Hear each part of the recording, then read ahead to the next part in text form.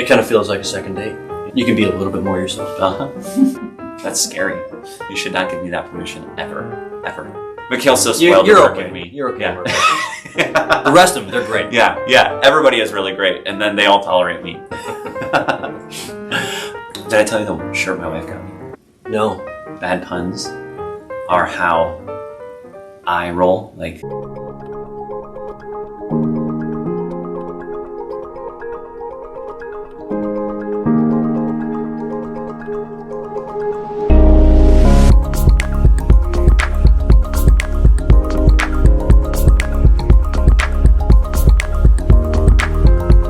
Let's do this.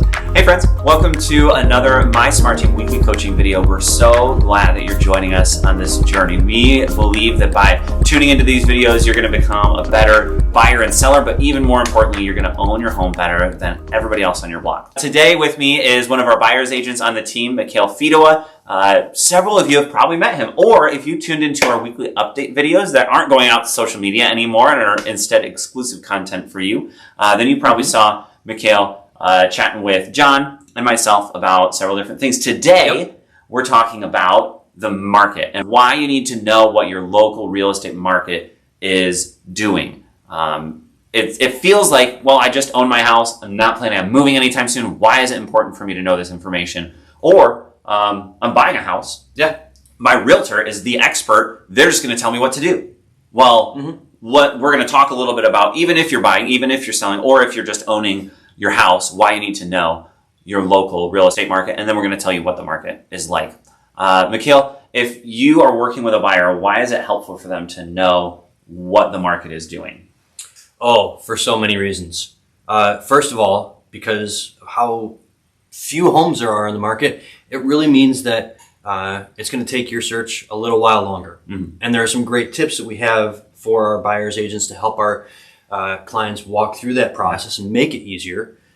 But it means that it's going to take longer in most cases because there's fewer houses to look at, and you might write a few offers on a few houses before you actually get an accepted offer and get to actually purchase. Yeah. So if you know this ahead of time, then you don't get frustrated. Yeah. You don't get surprised. If you know, oh, my agent told me I'm probably not going to get the first house that I write an offer on, or I need to start writing really good offers. I can't write $20,000 under asking price just because I don't want to pay that much. Now they're prepped. They understand what they need to do, and it makes the process more fun, would you say? Oh, absolutely. It's a complicated and can be an overwhelming process in a lot of cases. And so if you approach it with accurate information to begin with, you're going to be able to work through the process so much better and have a whole lot more confidence in yourself in making decisions alongside of your real estate coach. On our team. On our team. So we'll flip the script. Why is it important for a seller to understand what the real estate market is doing right now? And I, working with sellers, would say that, again, you need to have proper expectations. First, the market still has a clear valuation for your property. You can't just list your house that's worth $150,000 at $180,000 or $180,000 at $200,000 just because there aren't very many houses.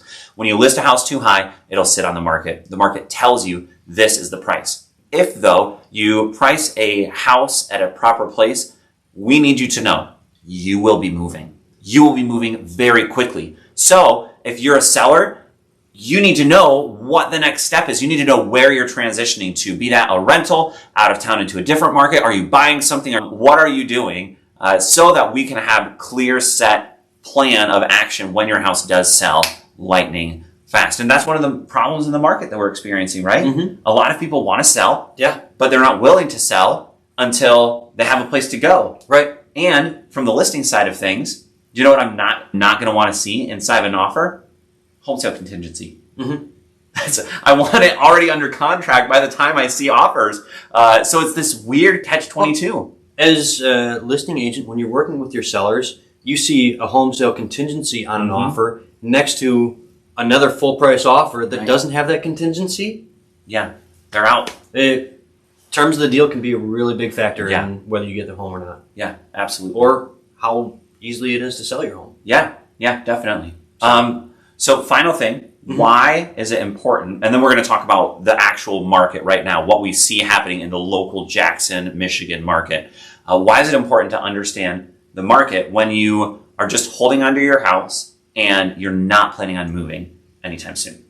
Oh, this is one of my absolute favorite things that the market has done, even for me personally, is it helps grow the equity that you have in your home. While you may have paid enough off your mortgage to gain some equity and some hard-earned equity at that, now you can really start to pay out or cash out on some of that earned equity from the market and say, you know what? Hey, that $40,000 dream kitchen, it might make a lot of sense now.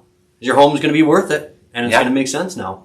So enjoy, dream a little bit. If you are in that zone, if you want to do the kitchen remodel, if you want to start remodeling your bathrooms, or you've never been able to afford replacing the carpet, and you want to learn how to take the equity, the money that you've paid toward your house, the value of your house, and have it in your hand as cold hard cash, or maybe warm cash, I don't know where you keep your cash, then we will give you the right tools to get there. We have relationships with lenders, with bankers, so a lender would be able to help you refinance. That's one of the best things about the market right now is people are able to make their houses so much nicer, which is incredible.